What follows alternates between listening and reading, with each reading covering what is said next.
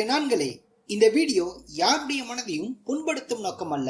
மீறி உங்களுடைய மனதை முன்பட்டுச்சு அப்படின்னா முன்பட்டு இதை புகை விட்டு அடிச்சுக்கோங்க. உங்களுக்கு புகை விடுற பழக்கம் இல்லை அப்படின்னா பக்கத்துல யாராவது விடுவாங்க, அங்க போய் நின்று மோப்பம் முடிச்சுட்டு வந்தீங்க அப்படின்னா எல்லாம் மொத்தமா சரியா போயிடும்.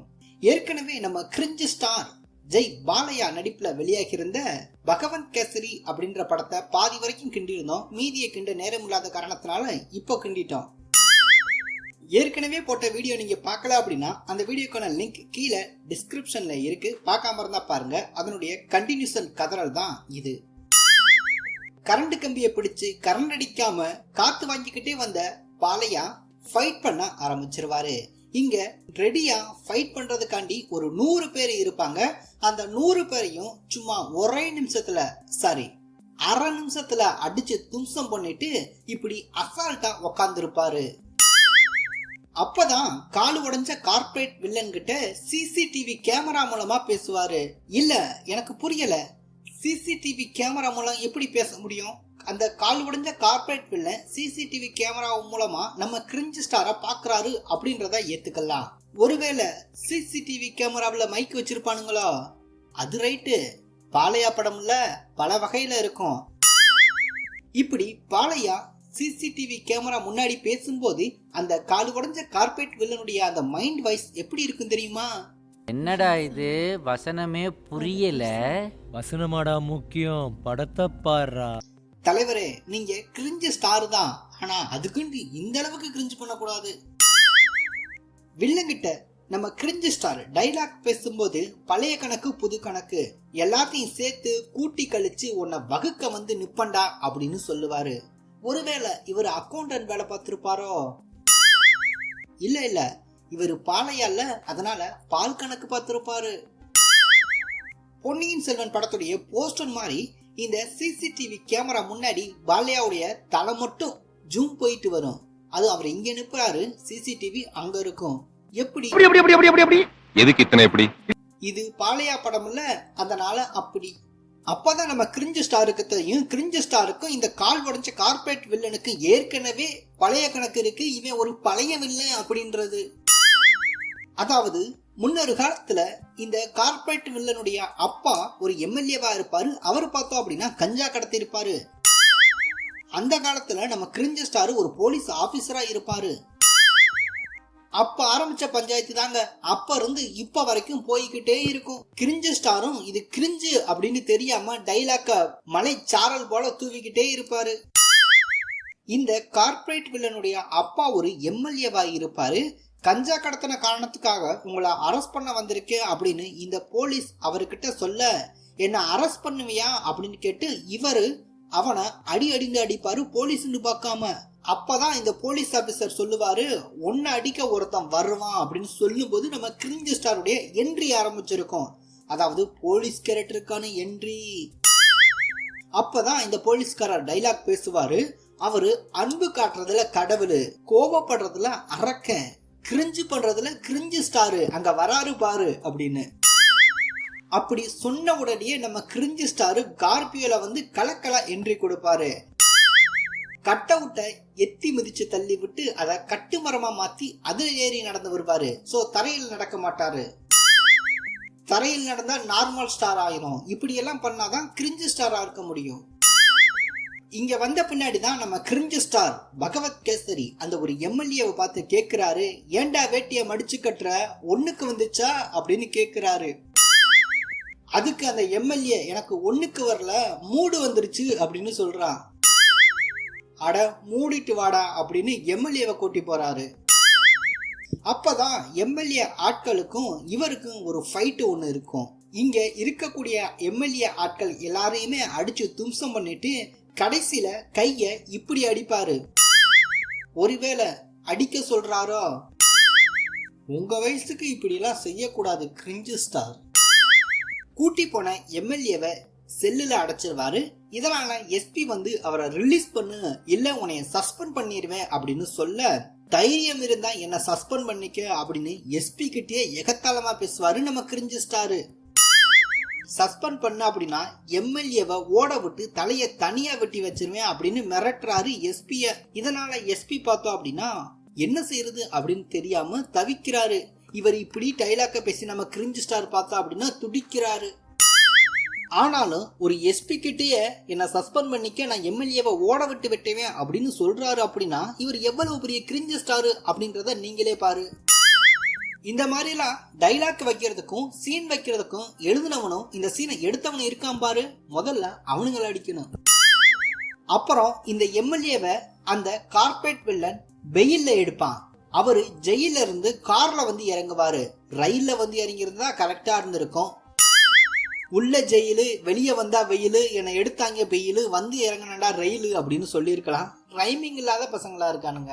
டைலாக்க இப்படி எழுதுங்கப்பா. ரயில் இறங்கினா ஜெயில போட்டா பெயிலு இவர் ஜெயிலுக்கு போயிட்டு வந்தனால நெஞ்சு வழியில நெஞ்ச பிடிச்சு வான்வழி பயணத்துக்கு டிக்கெட் வாங்கிட்டு போயிருவாரு. உடனே அந்த கார்பரேட் வில்ல ஒரு கணக்கு போடுறான். இந்த கிரிஞ்சு ஸ்டாரு போலீஸா இருக்காரு, ஆனா போலியா நடிக்கிறாரு. காரு மூலமா இவரு காட்டுல கஞ்சா கடத்துறாரு அப்படின்ற ஒரு கதையை கட்டி கிரிஞ்சு ஸ்டாரை ஜெயிலுக்கு அனுப்புறதுக்கான வேலைகள்லாம் பாத்துறான்.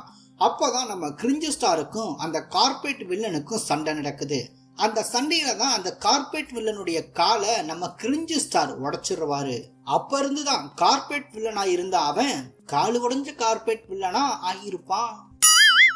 அப்ப இருந்து இப்ப வரைக்கும் அந்த கார்பரேட் வில்லனுக்கும் நம்ம கிரிஞ்சு ஸ்டாருக்கும் பகை இருக்கு அப்படின்றத சொல்லி முடிச்சு பிளாஸ்பேக்கையும் முடிக்கிறாரு. உடனே பக்கத்துல இருந்த கிரிஞ்சு ஸ்டாருடைய மகள் என்ன சொல்றாங்க அப்படின்னா, உங்க ஃபியூச்சரை ஃபைல் பண்ண அவங்கள விட்டுப்பட்டா நீங்க என் கூட இருக்கீங்க அப்படின்னு கேக்குறாங்க.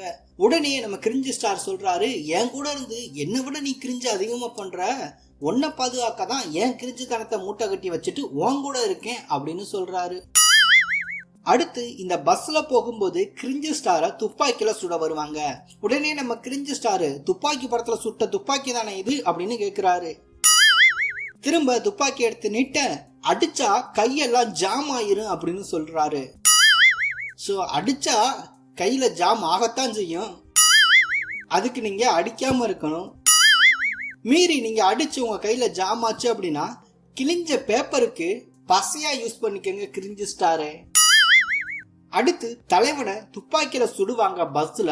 பஸ்ஸுடைய சீட்டை வச்சே பார்த்தோம் அப்படின்னா அந்த துப்பாக்கியில சுடுறத தடுத்துக்கிட்டே போவான். தலைவன் கிரிஞ்சு ஸ்டார்டா. கிரிஞ்சு ஸ்டார்னா சும்மாவா என்ன? அடுத்து அந்த பஸ் டிரைவர்கிட்ட போய், என்ன அண்ணா வண்டியை நிப்பாட்டிட்டீங்க, ராகுல் சாங்வி வீட்டுக்கு போகாதா அப்படின்னு கேட்பாரு. அதுக்கு அந்த டிரைவரு, அந்த ஏரியாவுக்கெல்லாம் வண்டி போகாதுப்பா அப்படின்னு சொல்ல, என்கிட்ட ஸ்டேரிங்க கொடுத்து பாருங்க, அவனை ஏறிட்டு போயிடுறேன் அப்படின்னு சொல்லி பஸ்ஸ இவரே ஓட்ட ஆரம்பிப்பாரு. அப்படி பஸ்ஸ ஓட்டும் போது ராகுல் சாங்வி நல்ல ஏரியாவை பார்த்து வீடு கட்டுறா அப்படின்னா நல்ல ஏரியா பார்த்து வீடு கட்டி இருக்கான் போல இருக்கு, இந்த வரண்டா உன்னை ஏறிட்டு போறதுக்கு அப்படின்னு எகிரிக்கிட்டு வராரு பஸ்ல. அடுத்து வேதாளம் படத்துடைய சீனை இந்த இடத்துல வேக வச்சிருப்பானுங்க. கிரிஞ்சு ஸ்டாரே, தமிழ் படத்தை காப்பி அடிக்காதே சாரே.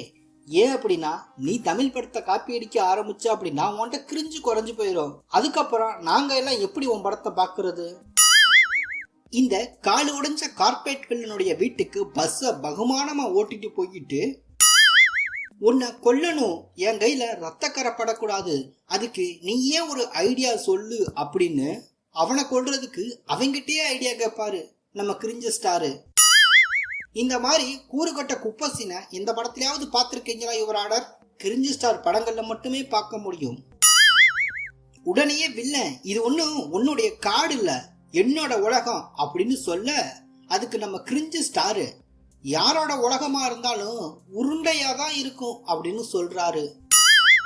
யாருடைய உலகமா இருந்தாலும் உருண்டையாதான் இருக்குமா? ஐயோ, நம்ம மைண்ட் அங்க போகுது.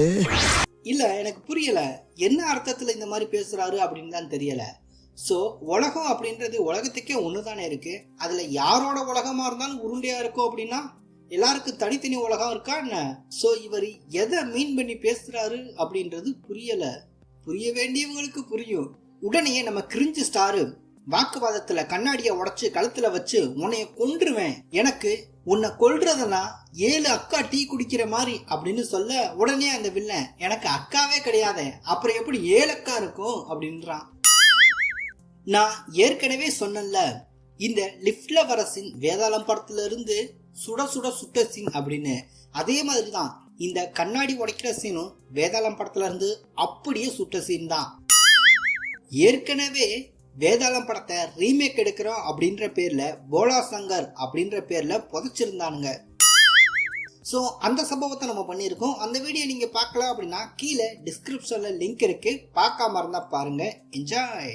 உடனே கிரிஞ்சு ஸ்டாருடைய மகளை கூட்டிட்டு போய் இவங்க கிட்ட போய் என் பொண்ணை ஆர்மில சேர்க்கணும், அதுக்கு நீங்க ட்ரைனிங் கொடுங்க அப்படின்னு சொல்ல, அவரு இந்த மூஞ்சிய பார்த்தா ஆர்மி ட்ரைனிங் வந்த மாதிரி இல்ல, கிரிஞ்சு பண்றதுக்கு கிளிச்சோசியம் பார்க்க வந்த மாதிரி இருக்கு அப்படின்னு சொல்றாரு.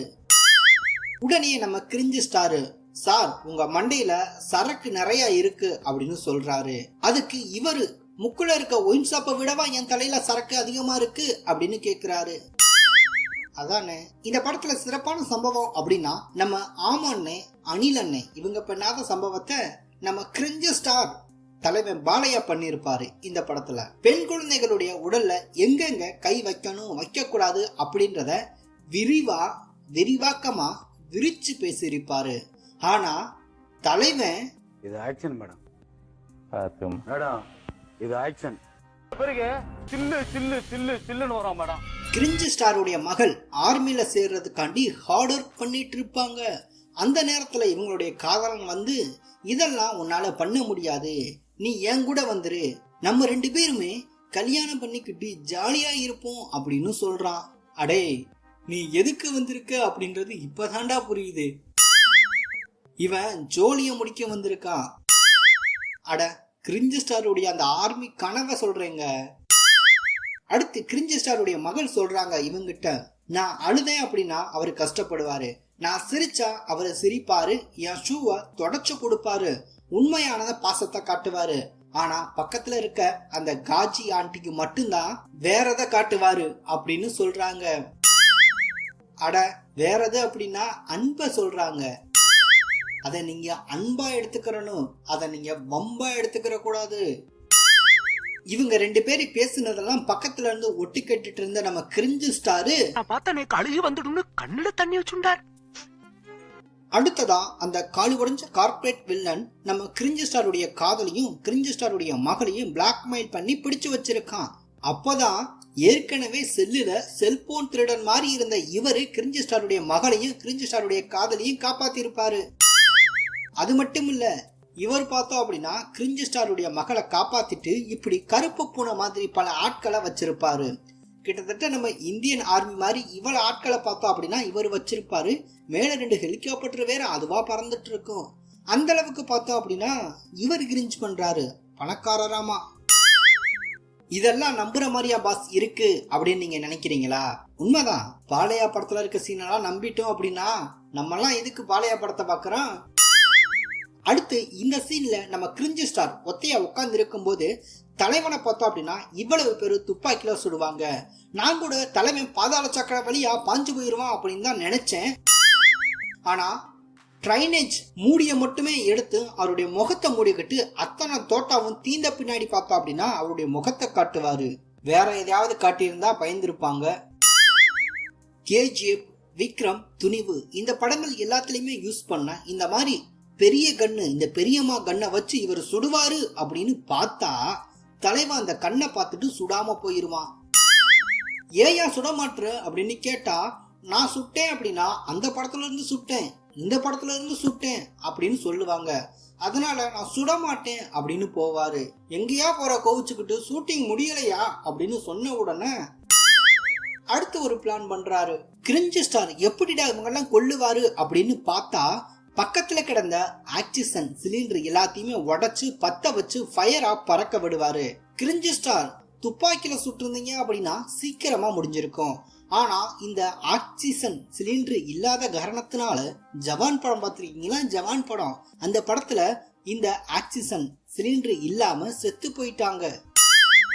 அது கூட தெரியாம இப்படி ஆக்சிஜன் சிலிண்டரை அனாவசியமா வேஸ்ட் பண்றீங்களே கிரிஞ்சு ஸ்டார். ஆக்சிஜன் சிலிண்டருடைய அருமை ஜவான் படம் பார்த்தவங்களுக்கு மட்டுமே தெரியும். இப்படிக்கு அட்லியின் அடி விழுதுகள். அடி ஒரு பக்கம் விழுந்துகிட்டு தான் இருக்கு, என்ன பண்றது. காலு உடைஞ்ச கார்பரேட் வில்லன் கிட்ட சிங்கிள் செய்யலாம் வரியா அப்படின்னு கூப்பிடுறாரு கிரிஞ்சு ஸ்டாரு. நீயும் நானும் சிங்கிள் வரியா அப்படின்னு கேக்குறாரு. உடனே கார்பரேட் வில்லன், நான் பிறந்ததுல இருந்து சிங்கிள் தான்டா அப்படின்னு சொல்ல, டே அது இல்ல சிங்கிள் ஒத்தைக்கு ஒத்த வரியா அப்படின்னு கேக்குறாரு. அவனா நீ? அடுத்து கார்பரேட் வில்லனுடைய வீட்டுக்கு போயிறாரு கிரிஞ்சு ஸ்டார். அங்க பார்த்தோம் அப்படின்னா கார்பரேட் வில்லனுடைய ஆட்கள் எல்லாருமே கத்தியும் கடப்பாரையுமா டூல்ஸ் எல்லாம் வச்சிருக்காங்க. ஆனா நம்ம கிரிஞ்சு ஸ்டார் கிரிஞ்சு பண்ணணுமா இல்லையா, பாட்டில் ஓபனரை மட்டுமே வச்சு அத்தனை பேத்தையும் சம்பவம் பண்ணிடுவான். அவ மட்டும் இல்ல, அவருடைய மக பெண் தானே, பெண் சாஃப்டா இருப்பான்னு நினைக்காதீங்க, நான் கொஞ்சம் ரகடான ஆள். அது ஒரு பக்கம் சம்பவம் பண்ணு. 2 பேரும் சேர்ந்து சம்பவத்தை முடிச்சுட்டு அந்த கால் உடைஞ்ச கார்பரேட் வில்லன் அவனை மொத்தமா காவ வாங்கிடுவாங்க. கடைசியா கிரிஞ்சு ஸ்டாருடைய மகள் பேசுவாங்க, பெண்களை மானா வளர்க்காதீங்க புலியா வளங்க அப்படின்னு சொல்லுவாங்க. மானு புலி இது ரெண்டுமே காட்டுல தான் இருக்கும், பொண்ணா வளங்க போதும். ஆனா படத்துக்கு பகவந்த் கேசரி அப்படின்னு வச்சுட்டு படத்துல கேசரியே இல்ல, கேசரிய பரிமாறுவானுங்க அப்படின்னு பார்த்தா 10 நாளுக்கு முன்னாடி உப்பு இல்லாத ஊசி போன உப்பு மாவை பரிமாறி இருக்கானுங்க. வீடியோ பார்த்துட்டு சப்ஸ்கிரைப் பண்ணாம போறாரு பாரு. போனா ரத்தம் கட்டிச்சாவா?